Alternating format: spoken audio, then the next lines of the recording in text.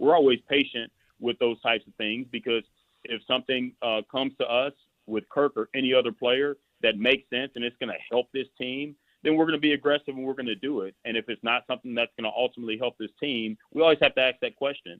Is it the best for the Atlanta Falcons, for this organization? And if it is, we're going to be willing to do it. But all that communication is always ongoing. All right. So, Adam, with Penix the likely starter, what does it mean for the future of Kirk Cousins? Well, his options are drying up. Essentially, the Cleveland Browns, who I don't think ever were real players for Kirk Cousins, drafted 2 rookie quarterbacks this past weekend. The Minnesota Vikings traded quarterback Sam Howell. The Pittsburgh Steelers are still waiting on Aaron Rodgers. Now, if Aaron Rodgers goes to Pittsburgh, as many people expect will be the case, there is not a landing spot currently for Kirk Cousins. If Aaron Rodgers doesn't go to Pittsburgh and decides not to play football for some reason, then the Steelers, I would think, would explore a deal for Kirk Cousins. But if Rodgers goes to Pittsburgh, there's no landing spot, and we'd have to wait to see if and which team might develop a quarterback issue, situation, injury, before there could be any movement from Kirk Cousins from Atlanta. Otherwise, he'll be with the Falcons. And I think that's the best case scenario for the Atlanta Falcons and for Michael Penix Jr. Listen, it's going to be a distraction outside of the locker room. When the media enters, they're going to continue to ask Kirk Cousins how he feels being a backup. They're going to ask Michael Penix Jr. what's it like in a quarterback, knowing that Kirk Cousins wants to be the guy. But I think once they're insulated and they're in that quarterback room, Michael Penix Jr. gets to have Kirk Cousins in his ear. And the fact that I believe that's going to happen is he is there at off-season workouts, which is completely optional and voluntary. He doesn't have to be there, and he's choosing to do so. That's who Kirk Cousins is at his core. And like Adam said, at some point during the season, it might make sense to trade him. But Kirk Cousins also has a no-trade clause, and his family is something that's very important to him. So moving in the middle of a season is another factor as well. Yeah, no doubt. It's a bunch of factors playing, but the number one factor is that damn 3-year, $117.5 million I'm looking at on that graphic right there. That's what I'm looking at. I wouldn't be mad either. Leave my ass in Atlanta too, okay? As long as you're going to pay me, and I'll be here to back up Michael Penix if it don't go well. And Kirk Cousins is a veteran, man. He understands the way that this business works. He knows that he could eventually end up in Atlanta or could be traded if a team shows enough interest and become that quarterback needed as we go forward. The season is long, all season is long. Kirk is staying put in Atlanta until somebody finds themselves in a quarterback conundrum. You know, I was on the Raiders-Falcons sideline for the game before Kirk Cousins ended up losing the job to Penix. It was interesting watching the two quarterbacks throughout the game. They really were spending a lot of time together. Cousins was offering up a lot of help and instruction about what was going on. So to J-Mac's point, that could be a very real thing. All right, coming up next, we're getting into Caleb Williams. Okay, he will be playing more under center in Ben Johnson's offense, but is that good for him in year 2? Hear why Tim is adamant this move will help Caleb's career for the long haul. The quarterbacks, we start right there in New Orleans. Tim, what do you want to see from Shook? Like finds himself in a really good position because there's a clear path to the field. Look, his path in college was rough. A lot of injuries, bounced around from school to school. But, I mean, he looks the part. He's got the size, the athleticism, the arm strength. Had a very good year at Louisville, and I think, when people got the chance to evaluate him, they were really impressed. He finds himself in a situation in New Orleans with some really good offensive coaches, and that's a good thing for a young quarterback's development, especially someone that might play early. When you look at the Giants and their decision to draft Jackson Dart, I think he finds himself in a really good spot as well.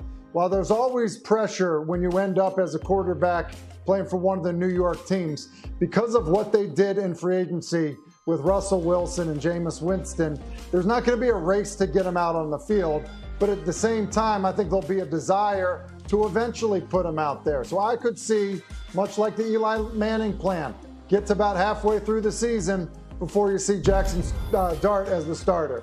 And then with the number 1 overall pick, I think the Tennessee Titans did what obviously everyone thought that they would do and take the best quarterback prospect in this draft.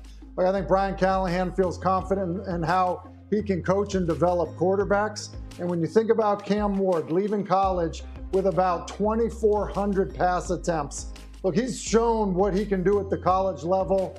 I think it's important to have time on task. He has that. And I think that, in terms of building around a young, talented quarterback, I think is exciting for the Titans, Brian Callahan and his staff. Yeah, the last quarterback drafted first overall to have a winning record in his first season was Andrew Luck in 2012, just for perspective there. Now, from this year's rookie class to Michael Penix Jr., who enters year 2 as the projected starter in Atlanta, the Falcons were relatively quiet this offseason, especially in terms of offense. Falcons had 2 first-round picks and used them both on edge rushers. Their only draft pick on offense was a 7th-round offensive tackle. They also added Leonard Floyd and Divine Diablo. Atlanta does have some potential big pieces on offense, of course, with Bijan Robinson, Drake London, Kyle Pitts. J-Mac, how important will all of this offseason, though, be for Michael Penix? Oh, it'll be huge. You think about it, for him last year, you get drafted 8th overall, and around this time, we were all reacting to the fact that they had paid Kirk Cousins all of this money. What the hell were they going to do with Michael Penix Jr.? And now a year later, it is his team. He is going into the offseason as quarterback number 1. So I think the chemistry that he develops and he continues to build with a guy like Drake London, who ended the season last year with a monster game. For Falcons fans, you got a chance to see Michael Penix Jr. in some of the biggest moments going on primetime head-to-head with the Jayden Daniels and showing that he has that it factor when they need him most to come through. So now, knowing that the team is yours, how much can you get those guys to buy in throughout the entire offseason that you are the guy to lead the way? Because in this division, other than Baker Mayfield, he should be maybe the second-best quarterback. I'm going to go on the defensive side of the ball and what they did in the draft. First of all, the linebacker name that's Divine Diablo, I hope he's good, Boogie, so we can say his name all season long. It was rolling off the tongue. Jesus, like, mom and daddy were rolling the night they was deciding that name. That's a great name, names. But I like I like what they did, man, because, look, the other side of the ball helps quarterbacks tremendously as well, and we don't get into it enough, but they bolstered their pass rush with their 2 first picks in Pierce and Walker. And you think about the things that happened in Atlanta for so long, and when I say so long, the last 5 years, we've been talking about their pass rush. Can they get after the quarterback? What that leads to is favorable field position for young quarterbacks. You get off the field so they get more opportunities throughout the duration of a game. The game is played in possessions. J-Mac knows that as well. Like, a lot of people, when we're in the game as defenders, a lot of people focus on the score. We focus on how many times we can get our offense the ball back, which determines if those guys can come back. That's the way we think about it. So I love what they did by bolstering the pass rush. Raheem Morris, obviously, being a defensive guy, address the need that the Atlanta Falcons did, but this could tremendously help Penix with getting him more opportunities throughout the game and possibly favorable field position. I think you're just being a good teammate, because I made a bad mistake the last block where I said Andrew Van Ginkel was an offensive